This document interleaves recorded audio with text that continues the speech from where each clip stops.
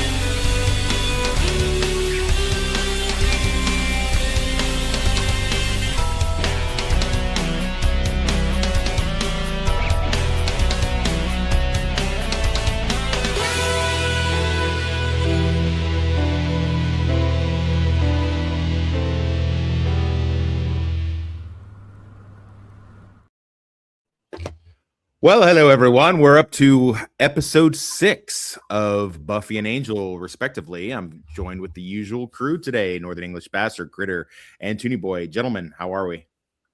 Tickety-boo.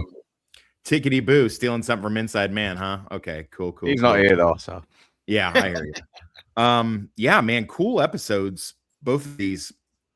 And again, I noticed a bunch of stuff on the rewatch that I had not seen before. And I'll tell you, I really always liked Guise Will Be Guys, the episode 6 of season 2, Angel. I really liked that episode, even though that trope I thought was always very tired, where the sidekick pretends to be the hero. Big thing in the 80s or whatever, but I think they do it really, really well on Angel. Family, I always kind of thought as a candy episode, and I'm not saying that it isn't, because it may very well be. I guess you could contextualize and say it is a candy episode or a filler episode. But I think it's more now I look at it as like a Tara-centric episode. And I saw a lot more than I ever realized before.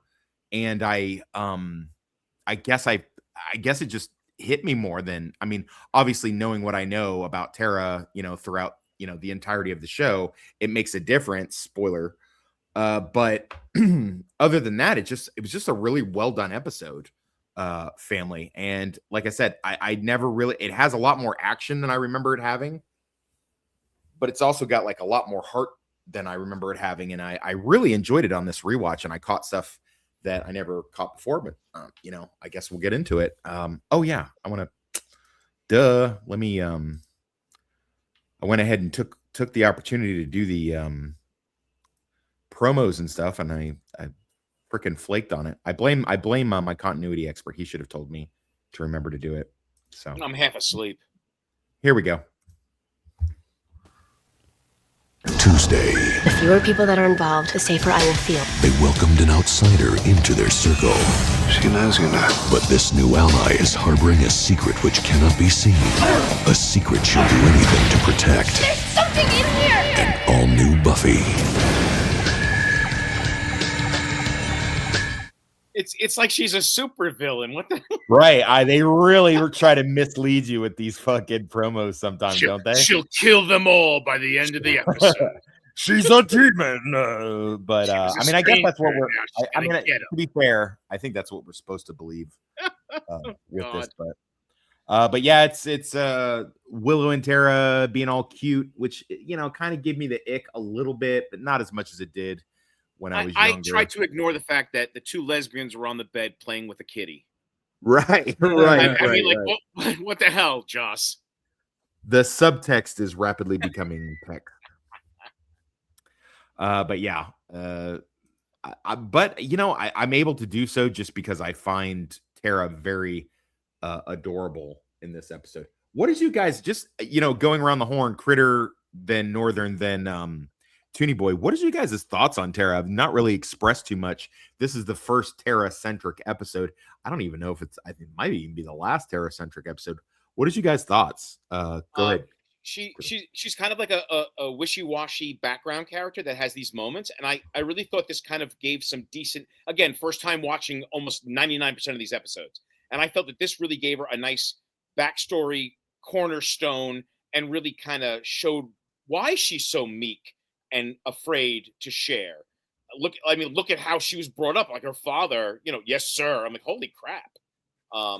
Yeah, I thought it was good. I thought it really kind of gave her some serious character backbone. And I just killed the stream. Yeah, it just went quiet then, didn't it? Well, I mean, did you need me to prompt you, Northern? Go ahead.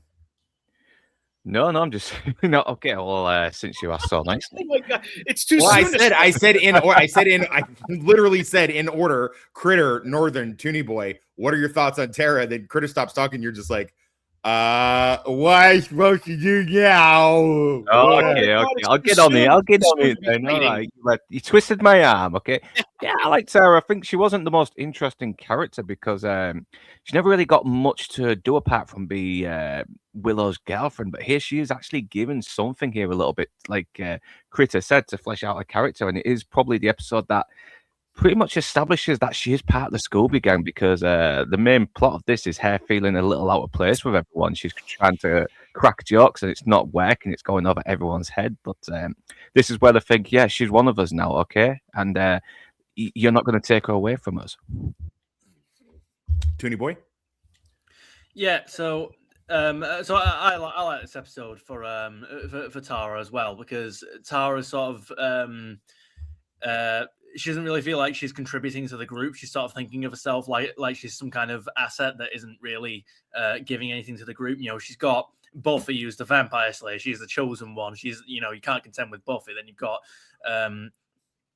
Xander and Riley, which is sort of like the they're like the support muscle, if that makes any sense. Like they're not the tanks necessarily. They're not the main character. Buffy's the main character, but Riley and Xander chip in physically when they need to, and then Willow's the really powerful witch. Giles is the guy with all the knowledge, and then she's just sort of like the second witch, but who's less powerful than Willow. She doesn't really feel like she's contributing to the gang, and that kind of gives her a bit of, I don't know what the word would be.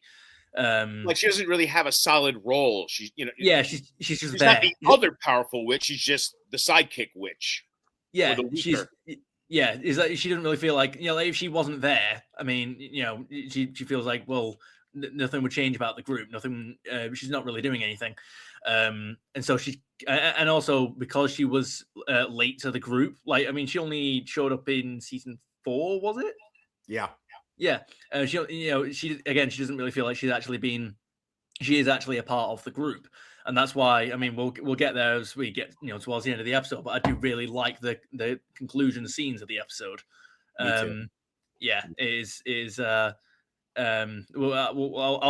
finish what I'm planning to say when we get to that. But yeah, I do like what this does for Tara's character. I like so we're supposed to understand that this is the same night from last episode where Buffy finds out that Dawn's not her sister and Glory rocked her shit, and she's talking to Giles and confides in Giles what she knows. Giles is an interesting perspective on it, which I thought, I mean, so he says something like maybe we should hide her away. Where do you and Buffy asks him like where, and he's like, well, maybe send her off with your dad. What is wrong with that idea? I don't get it. Like does that just sounds, considering that she's this magical key, that sounds like a really bad idea that she wouldn't at least be within the neighborhood under their watch and or protection. Because I mean, obviously evil forces would go to get her wherever she goes. Maybe, but it seems that Gloria is ensconced in the Hellmouth because that's where she came in from. That was her access way. And then Buffy basically leads her on the hunt for the key. Like she realizes in this episode that Buffy is protecting the key. Like, so I don't know. They did a very similar thing. I don't want to read too far ahead, but in season 3 of Angel, there's a magical being that Angel and company have to protect, and they do a thing where Angel goes on the run with all these demons and vampires and hordes chasing him, and it turns out it's a fucking explosive because he had sent the magical thing away to somewhere else.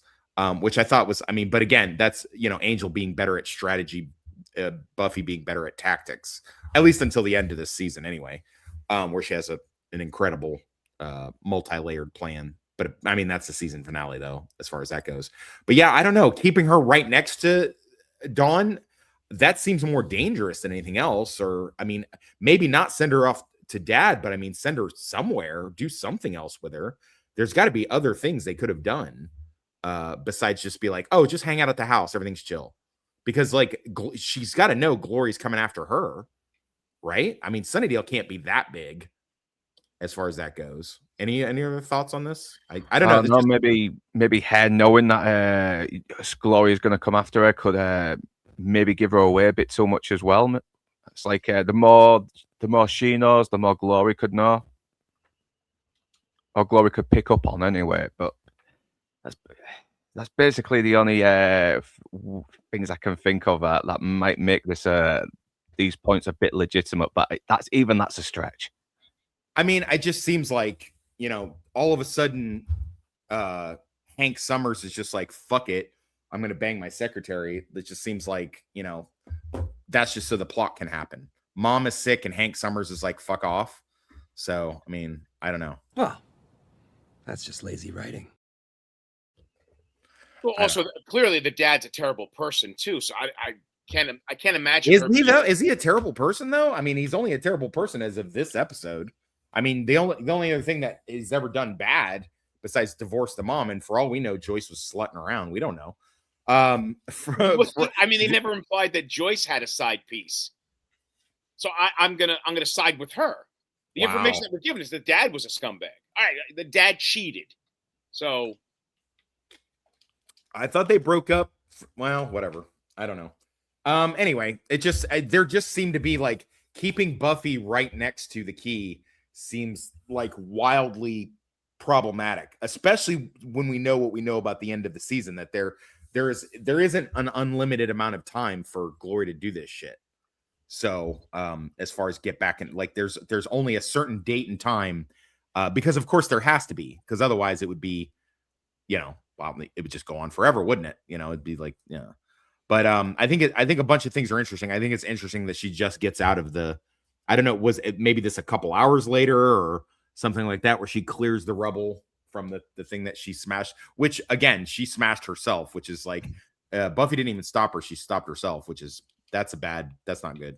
I really like this scene more than I ever did before. I thought it was stupid when I first watched it, but now in watching it, I really like it because it's, I like that Xander and Riley are just fucking around like a couple of dude bros. And I didn't catch this until just this rewatching. I didn't catch that Tara's like looking at them like brothers, like she's wishing these are the brothers that she had instead of that fucking creepy fucking woman beater, inbred hick guy that she actually has, the Donnie guy. She actually like looks at these guys kind of lovingly, like, hey, if I were into dudes, I'd fuck these dudes. At least that's the vibe that I got. I kind of found it weird that, sorry, go on, Tony Boy. I don't like that he started that by saying, I wish I had these guys for brothers, and then he ended it with, I would fuck these guys. It was like, wait, hang on. It was a different time. It was the 90s. It wasn't that different. I also, no, this is the 2000s now, bro. I also like that. I just like Riley in this episode, like a lot. And I like Riley dunking on Xander a little bit. Because Tara says something weird and creepy like she always does and nerdy, and she's like, oh, you don't understood that if you read blah blah blah and you were a total dork. And Riley's like, well, why didn't Xander get it then? And then Xander just is like, yeah, I don't read that stuff. So I thought that was pretty good. Riley's just really good all the way around in this episode. We'll get to more of it. And he deserves a bit of sympathy because Buffy's keeping this information away from him, and he loves her, and they're supposed to be this couple who shares everything, no secrets between them, and it's kind of understandable why I'd want to fuck off and go to a bar and get sucked out by some hot vamp chick that got bitten by Willow's doppelganger in an earlier episode, which I can't believe I didn't notice. Wow, thanks for stepping on my fucking dick for my flies that I was going to reveal.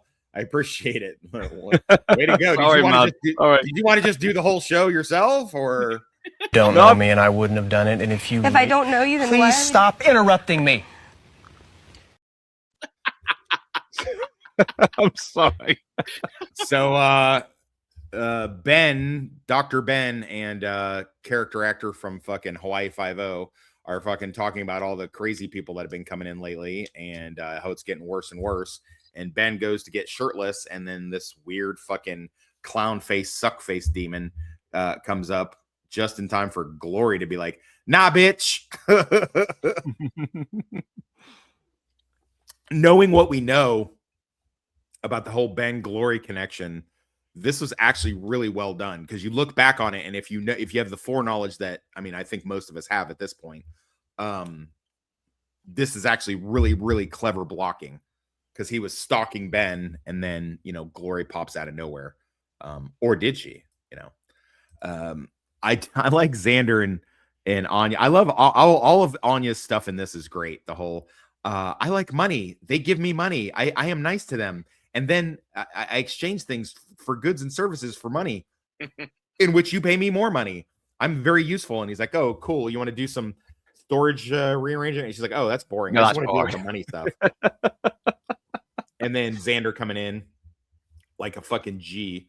Buffy asking what's going on. And he's just got a bunch of, how is this helpful with this fucking books laid over the fucking table like that? How is that helpful at all? That can't possibly be good. That doesn't. I feel like a lot of this stuff way too. You know, Giles should have been more into computers.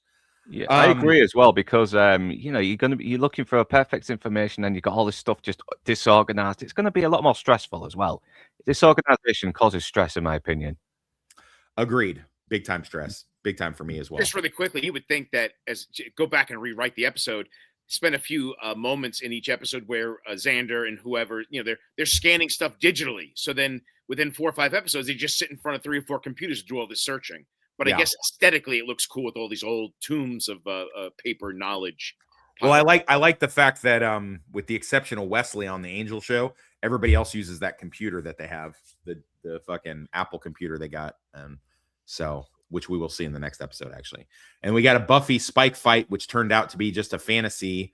I love the interchange of he's like, come and get me, and this is like, I'm coming right now, right as he blasts inside of fucking Harmony. By the way, I don't want to be, you know, line up the creep factor, but James Marshall's like 37 and she's like 19. So like, it was a different time. I'm just saying. It was the 90s. This isn't the 90s though. We're in the millennium at this point. This is there is an alarming age gap between the two of these. I don't care. I'm sticking to my defense. All right, fair play. We finally get the Tara family pops in. Dad, big brother Donnie, and cousin Beth. That's an odd choice to have the cousin Beth. And cousin Beth played by motherfucking Lois Lane, aka Amy Adams, aka Strawberry Delight. And I think it's said that this is like one of her first or second roles. I think Passion the Nerd mentioned that. Yeah. I think, yeah. I think I saw her in the sequel to oh god, what was it? The sequel Cruel to Intentions, because she did play the same role as Sarah Michelle Gellar did, didn't she? Yeah, The same character. Or maybe it was a prequel. It may have been a prequel. I'm not 100% convinced. I've not seen it. I've seen the I saw it, and it just seemed like another straight to DVD video movie that came out that I wasn't really interested in. Seen the first one. It's okay. Yeah, first one's great actually. Mr. McClay, why are you gay? Why is there gay stuff in here? I don't know. What is he tripping about though? Seriously, in this room, like I don't see anything that's like really bad in this room. I think because when I heard toys, I'm like, well, they're vibrators. No, I think it's the crystals and the incense and the candles and stuff. That's what he meant by creepy demon witch toy things. Look, I hate to break it to you, Mr. McClay, but you could go into a lot of other random fucking co-eds rooms and you'd find some toys that you don't want to fucking find. And how did he get in the room? She didn't lock her door? The RA probably thought, oh, it's her dad. Right? I don't know. That seems like wild lack of security in my mind. Yeah, Yeah. people at Sunnydale are very fucking naive. They don't go out armed in the night when there's fucking vamps around, and they don't lock their bloody doors. And apparently every single Everyone. window is wide open in every single apartment in Yeah. every single building. Clearly. Yeah. Yeah, you Also, think he go ahead. go on. Go ahead. I was gonna say, in terms of what he was talking about with like the random comment about toys. I mean, we do find out later, don't we? Though it is really he doesn't actually care about the witchcraft stuff. He's literally it's just a manipulative. The whole thing with demons is just a manipulative lie he uses to like control the women in the family. Apparently. Hey, Toonie, did you and Northern want to just do the whole fucking stream by yourselves and like just kick me out of it? Are you not going to give me a fucking chance to actually get to the thing? You know, I spent hours on these slides and shit like that and collecting videos. And yeah. Hey, at the end of the season, Buffy dies and sacrifices herself. All right, good. What? I guess we're done. Bye, everybody. I think like the most interesting part was where Spike reveals that she's human. Yeah. Yeah. I mean, I've got a little theory on that, but when we get there. Anyway, I'm trying to keep spoiling the episode like everyone else is. Yeah. Claire Kramer as Glory being hot as fuck. So apparently she decided to kidnap and torture this fucking demon, which is funny because I think it's Xander said it in season 3, either the first or second episode, when he was like, when scary things get scared, that's the problem.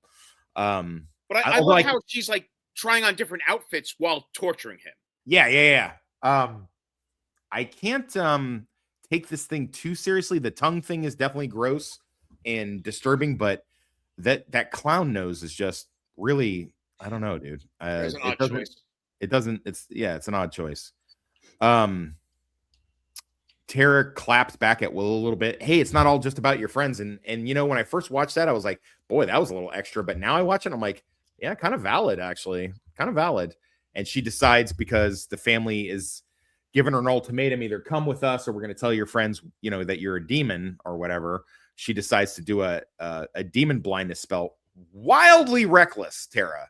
Wild, like, did she think that was this spell was specific to just her, the same way that Willow did when she had the "let my will be done" thing, or Xander did when he tried to get Cordelia to fall in love, and then it like backfired? I guess that's what we're supposed to believe, because I mean that is the line later where she says, you know, she just did a spell that went wrong. But that kind of breaking of trust shows just how much they do care about her. Because like I kind of feel like in my mind, like that's kind of unforgivable. You made them all blind to the monsters they got to fight.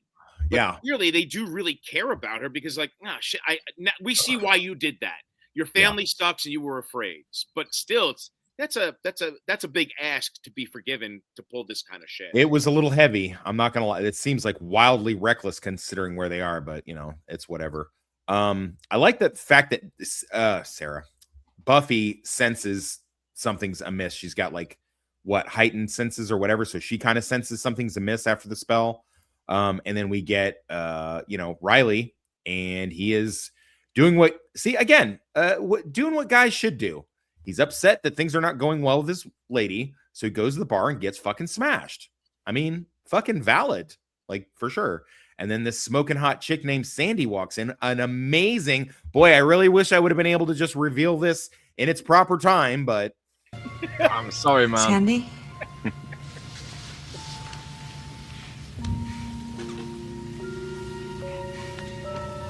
You don't have to be afraid.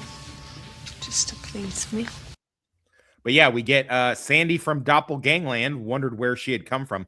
Boy, look at that fucking rack on her. I remember thinking this was like really, I think one of my kids got conceived right after I watched this episode, because this is fucking hot. I'm not gonna lie.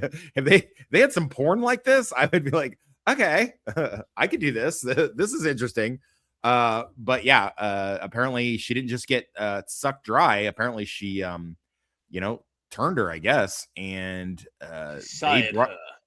they sired her. Yeah, they brought her back for this episode. I was like, what a great I don't know, would that be considered an Easter egg, or what would that be considered?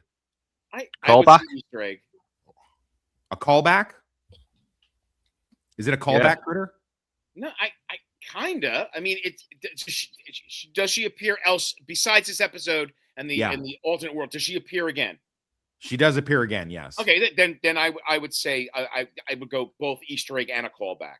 a reoccurring mind. And I like the exchange between the two of them. And I love, boy, she goes from fucking being kind of sultry and demure and kind of, cute. And like, because he even's like, my heart belongs to another. And her face like softens like, oh, poor guy. And then he's like, and I don't date vampires. And then she fucking gives him this, dude, if she could kill with this look. I was like, gee, I would have written it a little differently. I would have written it like, he's sitting there, and it would have been super fucking badass if he'd have pulled his Beretta out and set it on the fucking counter. And I don't date vampires. Click clack. So, but again, you can't have everything you want. But this is, man, that face right there. Woo. This is pretty cool because it's kind of creepy, even if you don't take these guys super seriously. The fact that, Willow's opening the door and they're just fucking standing there and she can't see them is pretty creepy. And then them following everybody around and they're all blind to it. And then, them coming in on Buffy. And I really, again, I can't say enough. I really like Buffy's like, something's not right. And she actually catches it pretty quickly. I'm pretty impressed. And then we get a fight that ensues where Spike comes in to help. Actually, when originally he was just gonna, and she can't see Spike either because Spike is also a demon. So, boy, if this spell had been allowed to continue, Tara really would have fucked them up. This was not a good spell, Tara. And then Buffy fucking curb stomps this thing when the McClay family comes in and they all bitch out. And then Buffy fucking puts her foot on the back of this thing's neck and snaps it like a breadstick. I was like, holy shit, Buffy. I know he's a demon, but fucking hell, that was brutal. She just watched American History X. Right. She was like, put your mouth on the fucking curb. But yeah, and then they start to realize what happened, that Tara had put him under a spell. And we get kind of a bit of a mislead with, do we accept her in the group? Is she okay? Blah, blah, blah, blah, blah. And, Tara's like, I don't want to leave. Willow's like, you don't have to. The dad's like, yeah, she does. And then she's like, no, she doesn't. And then Buffy kind of seems like she's going to go at Tara. And then it turns out, nope, she stays with us, blah, blah, blah. And then the dad starts to fucking cry and blah, blah, blah. And then he says something really weird. He's like, you think I'm going to be bothered by a couple little girls? And it's like, dude, did you just not see her snap that fucking thing's neck right in front of you? Like, what are you thinking, bro? Like, you can't be that stupid. I get that donning it up, there is dumb, but, and then of course, yeah, he sees that Xander and, Giles are there. Like, what did they really think they were going to accomplish here? So, yeah. And I love Anya's the raising her hand in class, like, hey, what kind of demon is she? And blah, blah, blah. And then they don't really have an answer because they're fucking gaslighting. And, cousin Beth, boy, she does not look good with that blonde hair. That she is definitely should stay redhead. I don't know if she's a redhead in real life. I imagine that she is. And I love Spike coming in with the vampire test. Although why they automatically believe, well, not them, but like the family automatically believes, like, oh yeah, he's a vampire with a chip. That makes more sense. Just a bit of spin to keep the ladies in line. You're a piece of work. I like you. I feel like that's like the final insult you can get from Spike is when Spike says he liked you. You're like, yeah, shit. That means everyone else in the room doesn't. But yeah, it's a good episode. It ends with the two witches completely outing themselves as witches at the bronze, floating in the air, dancing. But whatever. And then that's it. That's the end of the episode. And I gotta say, I was moved by this episode like I wasn't before watching it. And I don't know. Just the whole thing of them rallying around Tara and supporting her is great. I'm going to do my quote first because I don't want anybody else to steal it. And it's the one I just played because of course it is, the whole, just a bit of spin to keep the ladies in line. You're a piece of work. I like you. It's God, that's such a good fucking line, dude. There's a lot of great lines in this, but that always sticks out in my mind. I usually do that when I've said shit to either prisoners or fucking bad people that I encounter or whatever, and I'll bring up something fucking horrible they've done or are doing, and I'm like, oh wow, you just broke into this place and took a shit on the floor, huh? Wow, what a scumbag. I like you. Just kind of trip people up. Just my usual everyday pulling weed lines into regular. But that's it. I think it's an enjoyable episode, and that's my quote. Critter, take it away. Yeah, I just to agree with everyone. I'm going to agree with everyone in the group. But yeah, no, I really enjoyed it. I thought it was really well written, especially like the group of friends, quasi family, horsing around while moving. The fact that they do forgive a friend for kind of pulling a stupid stunt, and for whatever reason, this particular episode for me, the music really stood forward in terms of helping the sequences along. Like, I usually don't notice the music other than like a fight scene, but for whatever reason, I felt like the music was really helping the story and the plot and adding to it. Anyway, so I liked it a lot, and my quote was Giles when they're helping Buffy move, because she was mad that he wasn't really helping. Is it, well, I saw myself in more of a patriarchal sort of role, lots of pointing and scowling, and then of course the two guys are wrestling. He turns, "You two, stop that." Yeah, I like that too. And I think that lends itself, excuse me, I think that lent itself to the whole Tara feeling like she's, got a family, so to speak. But Toonie Boy, go for it. Yeah, I think my favorite quote would have to be in the rally around Tara scene. Buffy. See, I could go for Buffy's quote or Sanders. Are you shuffling papers? No, it's not me. Okay, right. I'm gonna go for Xander's quote. So, Donnie, the brother, says, "Tara, if you don't come with us right now, I'm basically gonna beat you up. No, I'm gonna beat you down." I think is what he says, something to that effect.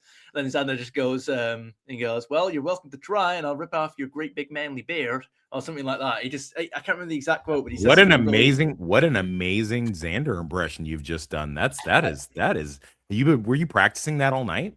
No, because I was really, I was kind of hoping to do the Buffy quote, but I swapped it out at the last second to Xander. Actually, the quote you're looking for is, "Tara, if you don't get in that car right now, I swear by God, I'm going to beat you down." And then Xander says, "Yeah, and I swear by your manly beard that you're going to die trying, or you're going to break something trying." But yeah, there you go. Much better. You're welcome. Thanks for helping me with my quote. Yeah. Northern. Yeah, it is good to see Tara actually given something to do as well, because she's kind of been in the background. I mean, she's been likable enough, but this is where we finally get to see Amber Benson really flesh out her character and actually show that she does have a bit of a chemistry with the characters now. We've seen a bit of time to develop, and now we've finally seen that established. And yeah, it's cool seeing fucking Glory be a usual bitchy, diabolical self, while also trying to be fabulous at the same time. And God, I just love these crazy fucking women in these shows. I really do. Hair and Faith, I mean, they do it for me. But I also like the sort of like back and forth between Spike boning fucking Harmony while thinking of beating up the Slayer. It just cracks me up as well. And he does make another little funny appearance as well. Kind of like he's helpful, but at the same time, he doesn't care what the fuck is going on. But apart from that, it's a very moving episode, and it's a good little sort of breather as well. That doesn't feel too much like too much of a candy episode. It still kind of lends some developments in terms of the in terms of character, I should say. And my quote has got to be when everyone's gathering around saying, "Well, you'll have to go for me. You'll have to go for me." And Spike says, "Not me. I don't care what happens here." Yeah. and I like that Xander just kind of like co-signs on it, like except Spike. Yeah. Just makes it funny. Yeah, I don't care what happens. But that's actually a lie, though, isn't it? Because he does care, because he gets involved. Yeah, definitely. Do you know? I've got a teeny theory. Actually, do you reckon Spike was actually lying when he faked the punch hurting him? Like just to end the whole thing a lot quicker. No, because she's human. Yeah. Well, I mean, yeah, but I was gonna say, I'm trying to remember the rules. Yeah, if he hurts human beings, it hurts him. If it's demons, nothing. Yeah. So it was real pain. Well, I was gonna say, did they ever strictly establish that she wasn't a demon besides this scene, or was this scene just supposed to be the whole thing? Well, there's a very definitive ending that tells us that she is in fact not a demon. So Fair enough. Okay. I don't want to say what is the definitive ending that tells us, but let's just say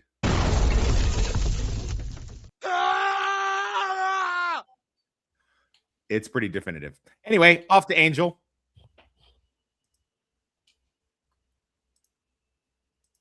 Sorry. While Angel confronts his darkest demons, Where's Angel? someone is trapped into taking his place. Give me Angel. I'm Angel. It's one thing to fight, another to protect, but one thing he didn't expect. Good. Go on. Drink. An all-new Angel. I adore this episode. You can make an argument about the family episode of Buffy, whether it's a candy episode, filler episode, breather episode, whatever you want to call it. This one definitely is. I mean, there's no. I mean, it does continue the Darla story arc, but Darla and Wolfram and Hart, except for the little brief incursion into their lower lobby, they don't even make an appearance in this. So it's a completely like side story, and this is a Wesley centric story, and I freaking love me some Wesley episodes. He's definitely my favorite character in the Buffyverse, has the best character arc. And I agree with Passion the Nerd. I don't like bumbling Wesley. Like at this point, there should not have been any. I get it. I get what they're trying to go for, but I definitely did not like bumbling Wesley in this. Like he like reverted to season 1 Wesley, and I don't know why. I didn't get it. However, Cordy is adorable as fuck in this episode. Everything Cordy does in this episode, I feel like is ad-libbed. I feel like it's ad-libbed, and she's just, I love the glasses thing, like, hello, lawyer. And then I love the, you're acting insane. You're being so insane with your insanity and crazy. So I also like Gunn is funny. Like Gunn is like unintentionally funny. Sometimes he is funny on purpose, but his unintentional funny shit is really funny. He's such a good loyal soldier that Angel is like, hey, we're gonna go break into Wolfram and Hart, and Gunn's like, all right, I'm down, let's go. And then when Cordy and Wes come to stop him, and he's just like, oh, it's okay, he's got a plan. It's like, yeah, we get in there before the vampire detector goes off. He's like, wait, walking real fast was the plan? So, and that's not even the first or last time that's going to happen. So that makes it even funnier when you understand like the context. Because there's a couple more times when Gunn gets tricked into like harebrained schemes, and he's just like, wait a minute, this doesn't make sense. And I do love Cordy spinning in the chair. Look, I'm Angel. Wesley, like, he doesn't ordinarily spin that much, but and then she does her great deadpan delivery of actually what Angel acts like. He's like, I'll go sing if I have to, and and Lauren's just like, nah, you don't need to. So what the fuck is the point of the singing thing if Lauren can actually read you without you singing? Like, there's a whole thing about him being able to read you when you sing, but he seems to be able to do it anyways. So I'm not really clear on that. And as Critter pointed out in our group chat, when he goes to see the swami that's going to help him fix and shock his chakras and all that other bullshit, when that happens, it turns out to be character actor Art LaFleur, who's great. And he's great in this role. R.I.P. By the way, I Googled him because after Critter brought him up in the group chat, and I Googled him, and he sadly passed away in 2021. So 78 as well. 78. Was he 78? Oh, yeah. Back at Team Wesley, a goon comes in, following up the previous goon. This one's a little bit more aggressive, and he's got a gun on Cordelia, saying, "Bring us Angel or else." And because they can't get Angel, readily, then it's Wesley to the rescue, dressing up as Angel. Although the glasses thing seems a little odd, and it turns out the big job that these goons want him for is to protect this magician's daughter, or sorcerer's daughter, played by one of my biggest crushes, Bridget Branna, or Bridget Walsh, depending on, I don't know which version she was during this time, but they had another vampire show in the early 90s, like 95, called Vampire the Masquerade or something like that. And she was in that. I remember having a huge fucking crush on her then. And then later she was in Army Wives and Over There, playing a cheating wife, but I mean, she plays it really well. So, but yeah, I had a huge crush on her during that time. And so seeing her pop in here was great. I wish she would have had more episodes and been more of a recurring character. So Wesley's playing the whole role. There's some funny bits with him like accidentally touching a cross and then touching ice to heal the cross wound, and but then the ice hurts because he didn't really have a burning in his hand in the first place. And then, you know, the mirror and all that, you know, like all the stuff he does is pretty funny until it's not. And these guys try to kidnap her, and Wesley goes into full-on fucking John Wick mode and wrecks these dudes, which I thought was great. The big reveal is that the daddy sorcerer only wanted to protect her so long until his 50th birthday party, in which he's going to ask his demon goddess if he can have immortality or whatever, and he's going to sacrifice his daughter.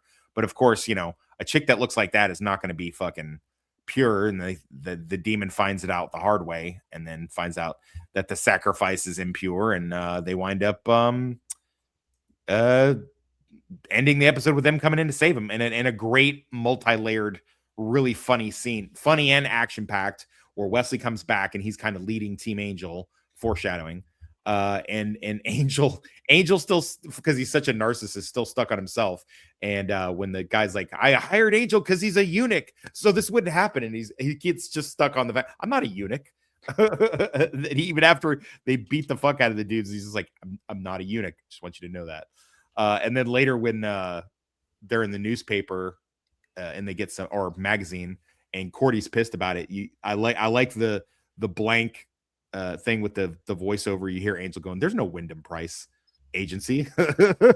So I thought that was cool. I just love Petty Angel is my favorite Angel. But anyway, I really like this episode. It's a great character developer for Wesley. There's not much to it. I mean, it's a candy episode. I'm not going to pretend like it's not. But I really enjoyed it, and from top to bottom. Probably my favorite quote is when Tish McGev he up to this certain point, or Art LaFleur's character who plays Tish McGev, he's not the real Tish McGev swami guy, obviously. He when he says like, oh, you got to find another woman that looks just like her and better, and then break her heart. And he's like, yeah, that's not gonna work. So I really like that. I just like the whole episode. I think it's really well done. Critter, go for it. I love the episode. I know that Passion of the Nerves, like, any of you had mentioned the tropes of the bumblingness. I thought it was fine for this episode. The girl was absolutely, redhead was absolutely attractive. Also, Side note, Todd Sussman, who plays the gangster father, he's been in a bazillion things as well, like MASH. I figured. Yeah, Beverly Hills Cop. I love the episode. I thought it was a lot of fun. Wait, real quick. Who was he in Beverly Hills Cop? Oh, I'm just scrolling here. He was in both 1 and 2. I believe one of the cops, one of his old buddies that stuck in for God's sake, in Jesus. Where was Axel F from? The original city, Detroit. I think he's one of the cops in Detroit. Is he? I think so. Oh, okay. But anyway, no, it's mostly like his face is so recognizable, and he goes way back to like episodes of MASH and whatnot. Anyway, so yeah, no, I really enjoyed it, and I loved the banter at the post demon disappearance and the elevator of, like, it just was so damn funny and flowed so well that these multiple characters are having this like a Marx Brothers bit. Yeah, that's it, and I loved it. And for me, the quote is Angel repeating in this argument discussion at the end of the episode, "I'm not a eunuch. I'm not a eunuch. I'm not a eunuch." And just nobody listens to him. Yeah, no, they're all busy. Yeah, discussing what had just gone down, and she was not a virgin, and like, who's a virgin? What? And she's like, but I'm not a virgin, not a eunuch, and no one. You're right, no one's listening to him. Yeah, Toonie Boy, go for it. Thing is, okay, I was gonna say, I think this whole curse thing has been widely misinterpreted. Oh wait, is it? No, is it Angel that says that, or is it? No, no, it is. No, okay, you got it right. You got it right. Okay. Yeah, which is rare for me. Yeah, no, I did really enjoy the episode. I actually enjoyed the. I mean, I've got my favorite quote picked out, but Are we doing quotes just yet, or is it just general thoughts? Yeah, no, go ahead. Yeah, go ahead. All right, okay. Yeah, no. So I really like the episode. I would definitely describe it as a candy episode. I don't think it like pushes some grander plot along very much, but we do get, you know, I mean, the angel elements of the episode with the conversations about Darla and the inner demon and all that kind of stuff. It's sort of subversive in that, you know, you think he's going to sort of somehow overcome Angelus, his inner Angelus, but you know, the what's his name, the swami guy or whatever it's supposed to be called. Yeah, you know, he's actually a fake, so there is no like meditation or anything like that. But I guess he does sort of derive a different lesson from it. But I guess my favorite quote would actually have to be in that scene where he says, "Well, to get over this this small blonde thing, you know, Darla, you've got to find the what you got to do is you got to find another small blonde thing, right, and better, and then you'll be right as rain. Move right on from her." And then he just goes, yeah, he didn't even say anything. He just sort of looks away and just goes, because that exact thing. Are you saying that that's your quote? My favorite quote would have to be, yeah, that swami line, and then Angel's response, just I'm retarded. So you didn't hear my quote? Did you go to the bathroom or something? Did you go to the loo? And then wait, you didn't. I didn't realize that you had that as your quote. I thought you were just referencing it as a funny moment. I'm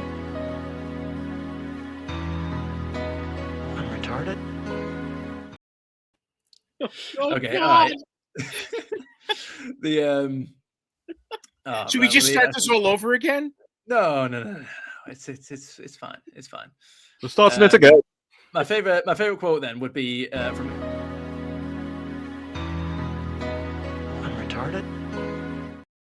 My favorite quotes then would be from Angel, where he says, "I've gotten in touch with my inner demon before he kills some random goon." Oh. I'm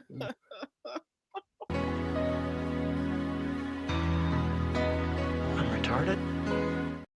Stop! He's dead already. No, I'm not. I'm not a demon. Send him 2-3 years Dagestan and forget. You'd never forget me.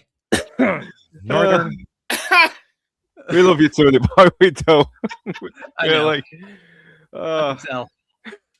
Name one other person on the cast who's gotten this many clips dedicated to themselves in 30 seconds.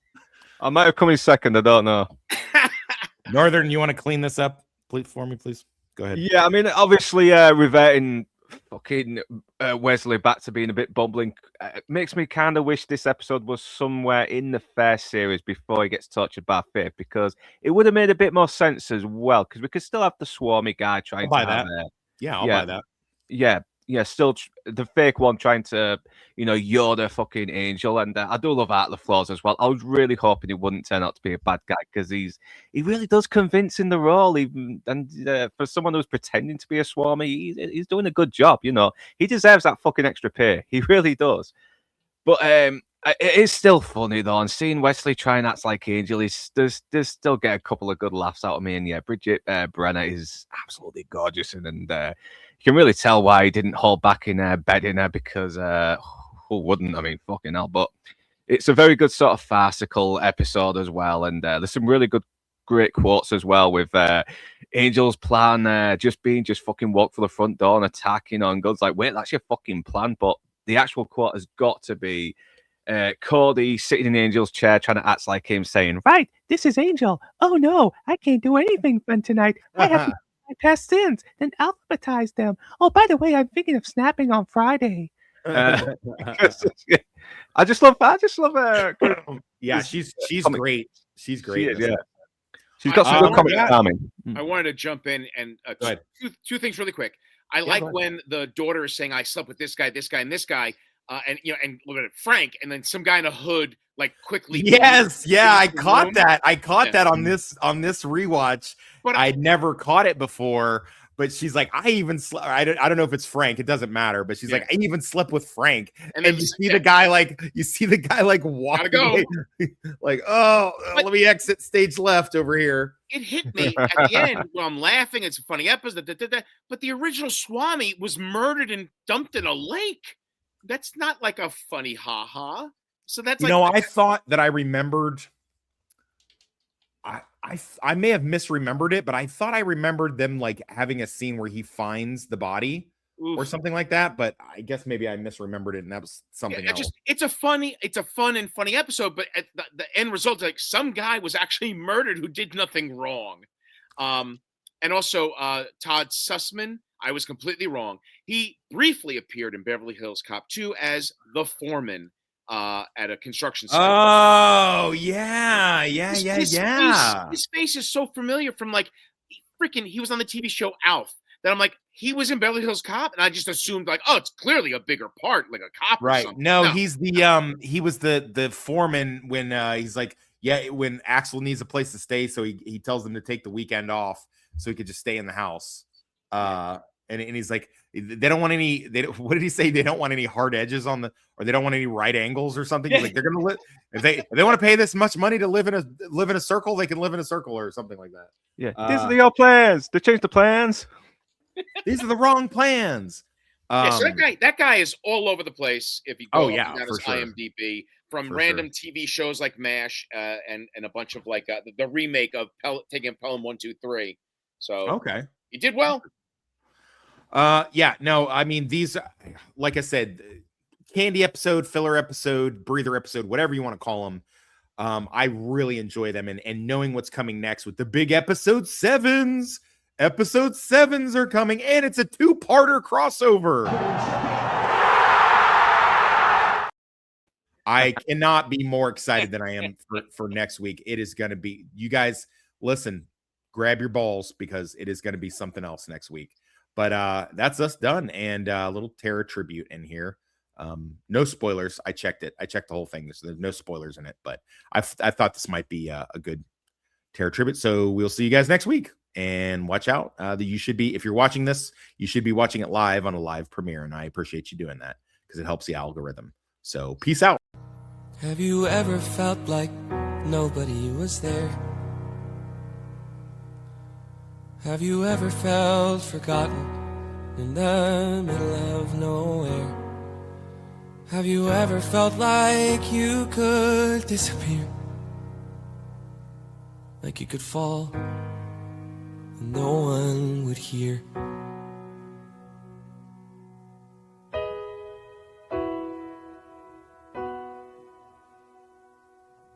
Well, let that lonely feeling wash away. Maybe there's a reason to believe you'll be okay. 'Cause when you don't feel strong enough to stand, if you can reach out your hand. And oh, someone will come running, and I know they'll take you home.